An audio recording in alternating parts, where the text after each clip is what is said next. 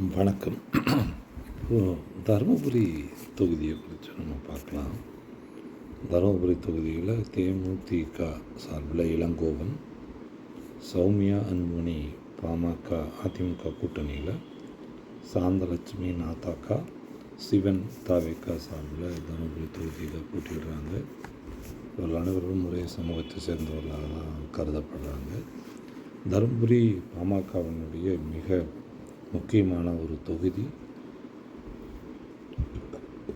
ராமதாஸ் அன்புமணி பிரிவுக்கு பிறகாக இவங்கள் முதலில் சந்திக்கக்கூடிய தேர்தல் என்பதனால் அன்புமணி அவர்களுடைய மனைவி சௌமியா அன்புமணி இந்த தொகுதியில் களம் காண்கிறார். இந்த தொகுதியினுடைய நிலவரத்தை பார்க்கலாம். தருமபுரி தொகுதியில் முக்கிய கட்சிகளான பாமக, தேமுதிக, நாம் தமிழர் கட்சி, தமிழக வெற்றி கழகம் உள்ளிட்ட கட்சிகள் களம் காண்கின்றன. இதில் பிஎம்கே சார்பில் சௌமியா அன்புமணி, டிஎம்டிகே சார்பில் இளங்கோவன், டிவிகே சார்பில் எம் சிவன் உள்ளிட்டோர் போட்டியிடுகின்றனர். தருமபுரி சட்டமன்ற தொகுதி 2026 முக்கிய வேட்பாளர்களாக இருக்காங்க. அதை தாண்டி சரவணன் நகர் ஏஜேபிகே, சிவகாமி தமிழக மக்கள் கட்சி. தருமபுரி மாவட்டம் பெரும்பான்மையாக வன்னியர் பெரும்பான்மை கொண்ட மாவட்டமாக இருக்குது. அதாவது தொகுதி, இந்த தொகுதி முக்கியமாக தருமபுரி சட்டமன்ற தொகுதி வன்னியர்கள் அதிகபட்சமாக ஒரு மாவட்டமாக தொகுதியாகும். ஆதி திராவிடர், கொங்கு வேளாள கவுண்டர் மற்றும் சிறுபான்மையர் வசிக்கிறார்கள். வன்னியர் 40 முதல் 60 வரை உள்ளனர் சதவீதம்.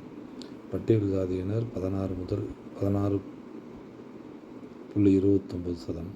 பட்டியல் பழங்குடியினர் 4.18%. குறிப்பாக சித்தேரி பகுதிகளில் மலையாளி பழங்குடியினர். மற்றவர்கள் கொங்கு வேளாள கவுண்டர்கள், முதலியார், ரெட்டியார், செட்டியார், தெலுங்கு பேசும் சமூகங்கள், காப்பு, ரெட்டி குறிப்பிட்டவர்கள் உள்ளனர். சட்டமன்ற தொகுதியிலும் முதன்மையான மற்றும் இரண்டாம் நிலை சமூகங்கள் பின்வருமாறு கணிக்கப்படுகின்றன. தருமபுரி வன்னியர், பெண்ணாகரம் வன்னியர், பாப்பிரெட்டிப்பட்டி வன்னியர், பாலக்கோடு வன்னியர், அரூர் தனி தொகுதி ஆதரவாளர். மத ரீதியாக இந்துக்களை பெரும்பான்மையாக இருக்கிறார்கள். இஸ்லாமியர்கள் 2.5%, கிறிஸ்துவர்கள் 1%.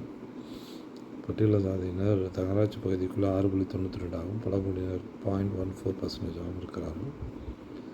தருமபுரி சட்டமன்ற சமீபத்திய முடிவுகள் 2006 எல் வேலுசாமி பாமக, 2011 பாஸ்கர் தேமுதிக, 2016 சுப்பிரமணி திமுக, 2021 வெங்கடேஸ்வரன் பாமக.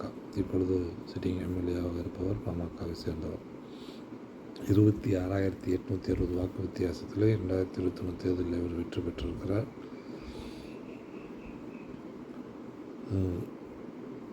சௌமியா அன்புமணி வன்னியர் சமூகத்தைச் சேர்ந்தவர். டாக்டர் ராமதாஸின் மருமகள் மற்றும் முன்னாள் மத்திய மந்திரி அன்புமணி ராமதாஸின் மனைவி.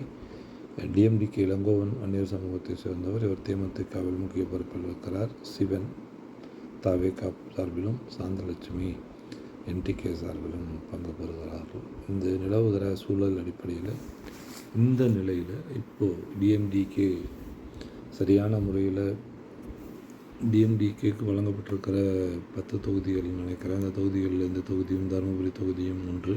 விஜயகாந்த் இருக்கும் வரை அவருக்கான மிக முக்கிய ஹோல்டு இருந்தது பாமக பெல்ட் என்று சொல்லப்படக்கூடிய தொகுதிகளில் தருமபுரியும் ஒரு தொகுதி.